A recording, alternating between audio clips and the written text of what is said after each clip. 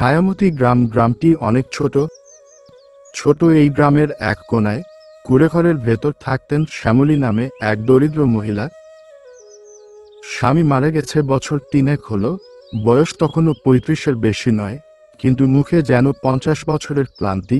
এক সন্তানের মা শ্যামলী, মেয়েটা রুমি সবে ক্লাস 3-তে। শ্যামলীর সংসার ছিল না, শুধু ছিল লড়াই। ভোর হতে না হতেই সে বেরিয়ে পড়ত অন্যের বাড়িতে কাজ করতে। কেউ বাসন মাজতে ডাকত, কেউ রান্না করতে, আবার কেউ বাচ্চা সামলানোর দায়িত্ব দিত। সবই করতেন তিনি। তবে একদিনের কাজের বিনিময়ে যেটুকু টাকা পেতেন তা দিয়ে ঠিকমতো 2 বেলা খাওয়া জুটত না।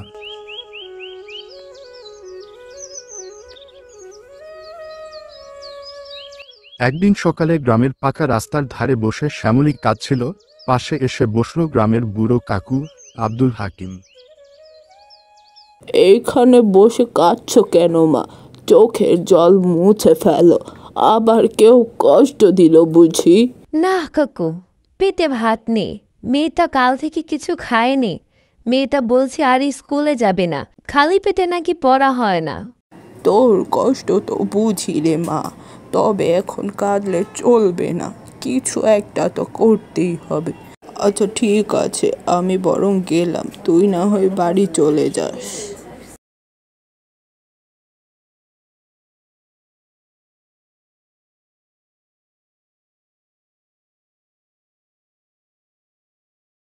হাকিম কাকু তো ঠিকই বলেছে, এভাবে আর কতদিন চলবো? লোকের বাড়িতে ছোট ছোট কাজ করে আর নয়, এবার আমাকে কিছু একটা করতেই হবে। কিন্তু কি করব?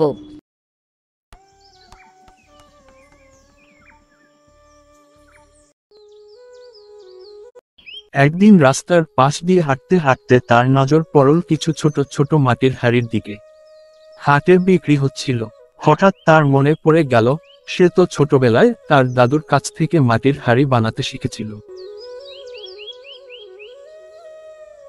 ছোটবেলায় তো দাদিমার কাছ থেকে শিখেছিলাম কিভাবে মাটির হাঁড়ি পাতিল বানানো হয়।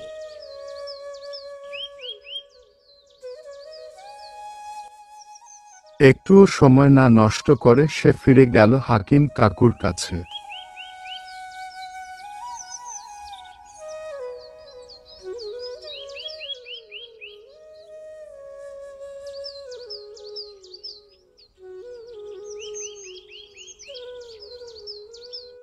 হাকিম কাকু, একটা অনুরোধ করতাম, যদি রাখতেন।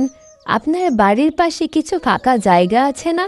যদি ওই জায়গাটা আমাকে কিছু দিনের জন্য দিতেন, আমি কিছু মাটির হাঁড়ি বানিয়ে সেগুলো বাজারে বিক্রি করে নিজের পায়ে দাঁড়াতাম। তুই যদি মা সত্যি কিছু করে নিজের পায়ে দাঁড়াতে চাস, তাহলে তো আমি আরো বেশি খুশি হব।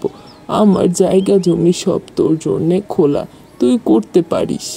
আজকাল হাকিম কাকুর মতো এত দয়ালু আর মহান মানুষ পাওয়াই যায় না। সবাই যদি এরকম হতো তাহলে তো হতোই।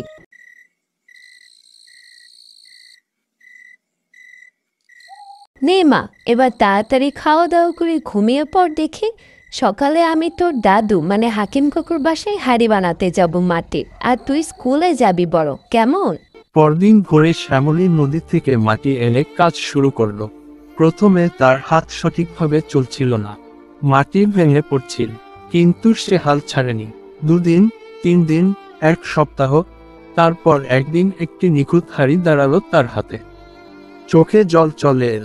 একটু একটু করে সে 15টা হাঁড়ি বানালো। তারপর সে হাঁড়িগুলো নিয়ে বাজারের উদ্দেশ্যে রওনা দিল।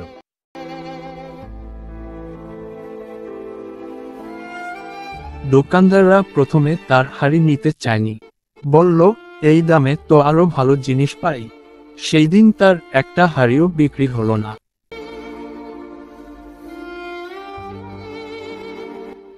তারপর শ্যামলী মন খারাপ করে বাড়ির রাস্তার দিকে রওনা দিল।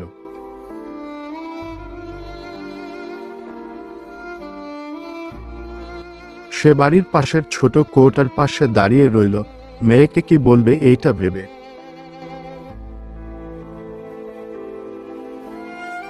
এরপর কিছু একটা খেয়ে কোনো মতো 2 মা মেয়ে রাতটা পার করলো।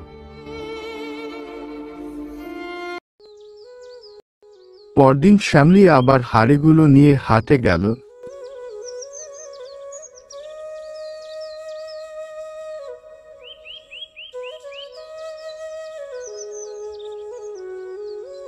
কিছুক্ষণ পর একজন বৃদ্ধ মহিলা তার দিকে এগিয়ে এলো।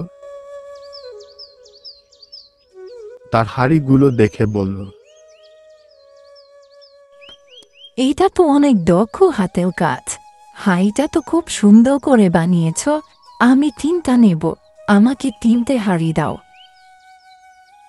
এভাবে করে ওই দিন শ্যামলীর 5টা হাঁড়ি বিক্রি হলো। প্রথম দিন 50 টাকা নিয়ে বাড়ি ফিরল শ্যামলী।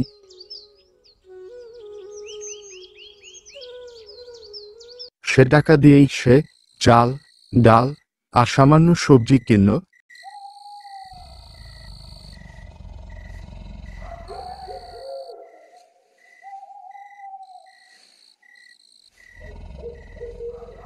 সেদিন রাতে সে নিজে কম খেলেও বাচ্চাকে পেট পুরে খাওয়াল।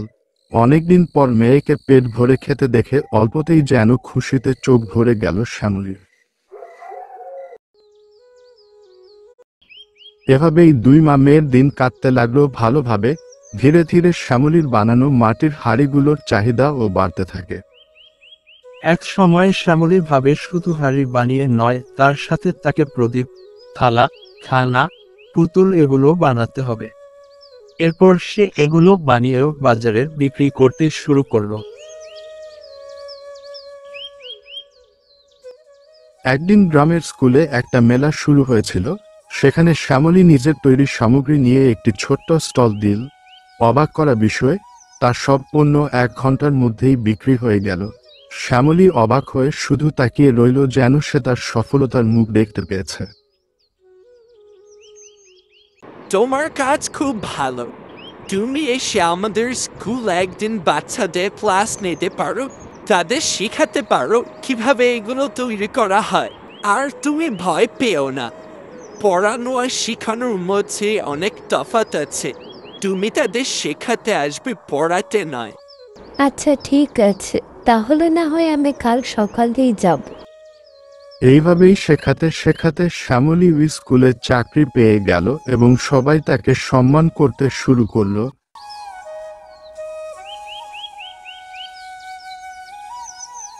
এইভাবেই শ্যামলী তার সংগ্রামের পথ শেষ করলো আর মেয়েকে নিয়ে ভালোভাবে দিন কাটাতে লাগলো।